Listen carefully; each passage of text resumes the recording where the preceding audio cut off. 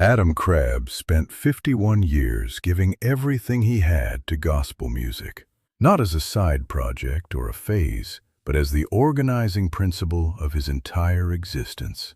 He gave up things most people never stop to protect: creative control, ownership, the ability to look his children in the eye and say honestly that what he built was actually his. And when he finally sat down and told the truth about all of it, without a publicist standing behind him editing out the uncomfortable parts, the Southern gospel world heard something it was not prepared for. Not anger, not scores being settled. What came through instead was clarity. And clarity, in a genre built on the language of grace and blessing and sacrifice, turns out to be one of the most radical things an artist can produce. Before you decide what kind of story this is, stay with it, because it is not the story the surface suggests. The Crabb family was never simply a gospel group that happened to do well. Through the late 1990s and deep into the 2000s, they moved through the Christian music world with a consistency that made other acts quietly envious while publicly applauding. Kelly carried the voice that cleared rooms. Jason played piano with an instinctive brilliance that formal training sometimes actively works against. Adam held the whole thing together, the presence a crowd could feel before he opened his mouth, the voice that made lyrics land somewhere in the chest rather than just the ears. What made the group genuinely different was not the talent alone, but the structure underneath it. They booked their own shows, negotiated their own deals, and ran creative decisions through all three of them, sometimes painfully slowly, but always with the understanding that the work was theirs in every sense that mattered.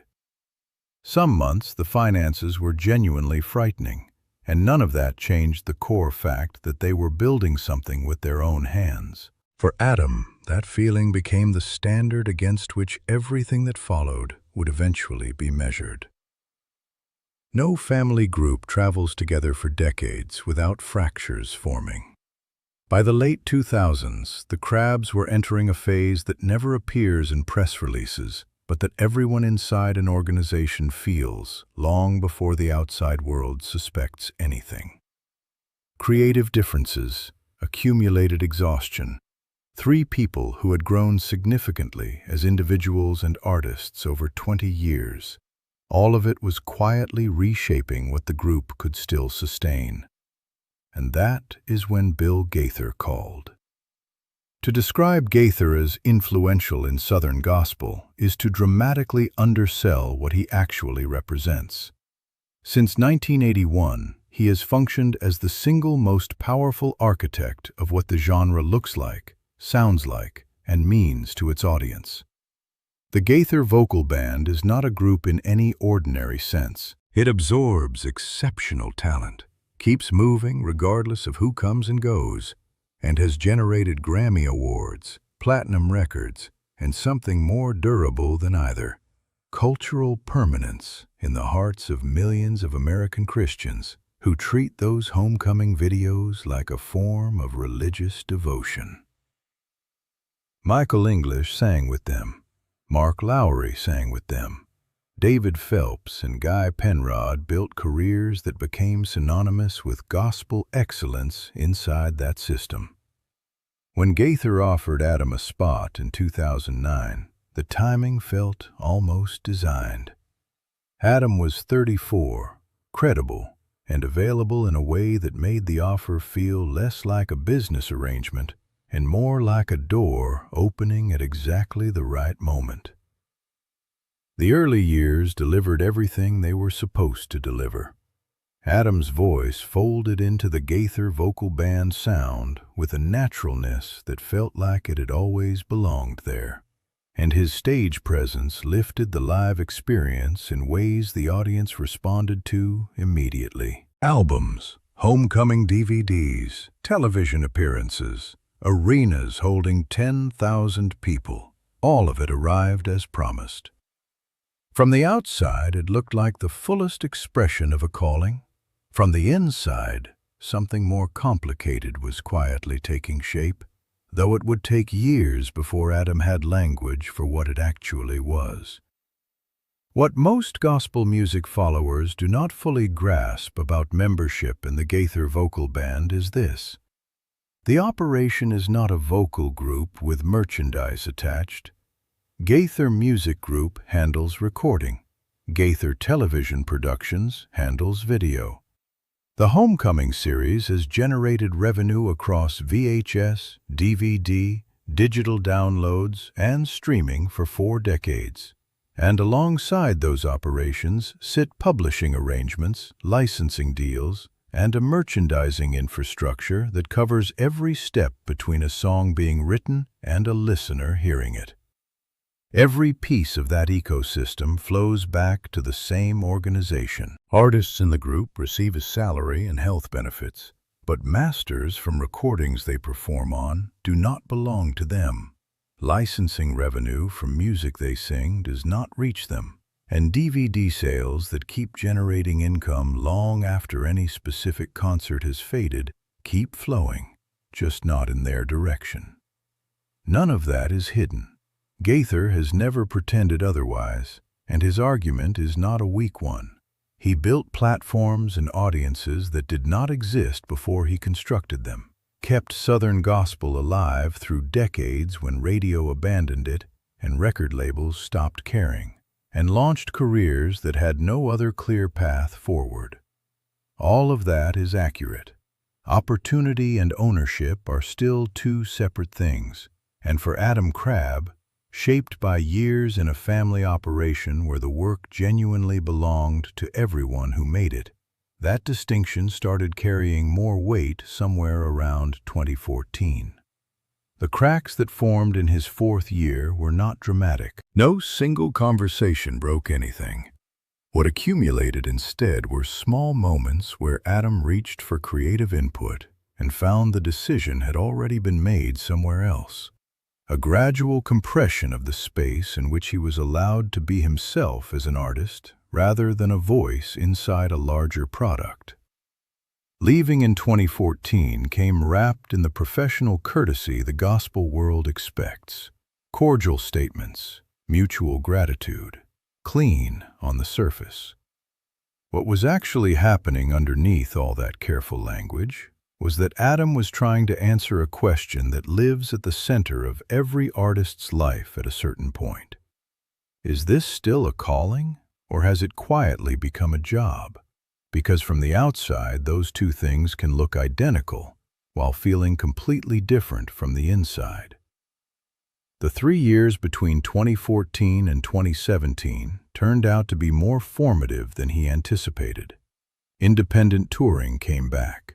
Solo projects recorded on his own terms returned. The instability came with them, and alongside that instability arrived a particular kind of freedom that only exists when nobody else is guaranteeing the floor beneath you. He rediscovered what building with his own hands actually felt like, and that rediscovery confirmed something he needed to know about himself before any further decisions could be made clearly. And then Gaither called again in 2017, and Adam said yes again, which is the part that genuinely confuses people. The easy reading is that the platform and income were simply too large to walk away from permanently. What that reading misses is what had actually changed across those 3 years. Adam came back not from a position of need, but from a position of knowledge, knowing exactly what the trade cost, and choosing, with open eyes, that participating in something larger was still worth that cost, as long as he never lost sight of what he was surrendering. That balance held for several years. The 2020 pandemic ended it. The shutdown did not simply cancel concerts. It stripped away every assumption the Southern gospel business model had been constructed on. And in the silence that followed, artists and executives alike confronted questions the noise of perpetual scheduling had let them avoid. Whose security depended on whose work? Who actually held the assets when the revenue disappeared? Adam had more time to think than he had experienced in years, And what occupied that thinking was not the music, which he loved as deeply as he ever had, but the structure underneath it. Masters he did not own, licensing revenue that flowed past him, DVD sales generating income across decades from performances he had given, generational wealth building steadily on one side of the ledger, while a respectable but finite salary sat on the other. At 51, the runway ahead is real and not infinite. And the decisions made in your 50s shape what you leave behind in ways that decisions made in your 30s simply do not carry. He left the Gaither Vocal Band for the last time in 2023. What he said when he finally stopped being careful about it was not what the gospel establishment wanted to hear. He said plainly that the group works beautifully for artists whose nature allows them to find genuine meaning in being part of something larger without needing to own a piece of what they are building. And for someone whose nature drives them to create, to own, to build something that will still be standing when they are gone, the structure does not hold. Not financially, not creatively, and not in terms of what he described as his spiritual integrity. Gospel music, he argued, has a structural problem. The whole industry runs on a model that asks its artists to perform sacrifice in the language of ministry, while executives and infrastructure builders accumulate wealth across generations. The artists who fill the arenas pour their voices and their health and their years into the music, and when they wear out, they get replaced, and the machine that profited from their gifts keeps running, keeps selling, keeps compounding long after any individual has been cycled through. Bill Gaither is not the villain here, and Adam Crabb is the first person to say so without qualification. What Gaither built genuinely mattered, and the list of careers that trace directly back to what he constructed is long and real. None of Adam's argument erases any of it. But the fact that someone built something good does not automatically mean the system they built serves everyone it touches as well as it could. And the fact that artists received opportunities does not mean they received what their work was worth. Southern gospel now sits at a point where streaming has distributed the means of reaching audiences in ways that would have seemed impossible when the Gaither operation was assembled. Social media gives artists direct lines to listeners without a single executive standing in between.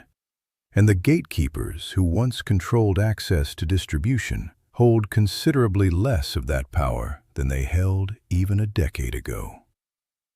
The artists who have done the math on what they can build independently against what they surrender for institutional support are increasingly choosing to walk away. Not because the music has lost meaning, but because the math finally stopped working. What Adam's departure signals, beyond the personal story, is that exceptional talent is starting to opt out. Gospel music can respond to this by treating every departure as an individual decision made for individual reasons, and in doing so, avoid the structural questions those departures keep raising. Or it can do the harder thing and ask whether a model assembled in the 1980s should look the same in the 2020s, whether ministry and equity were ever actually opposites, and whether the people who make the music might also deserve to be the people who build the wealth their work creates.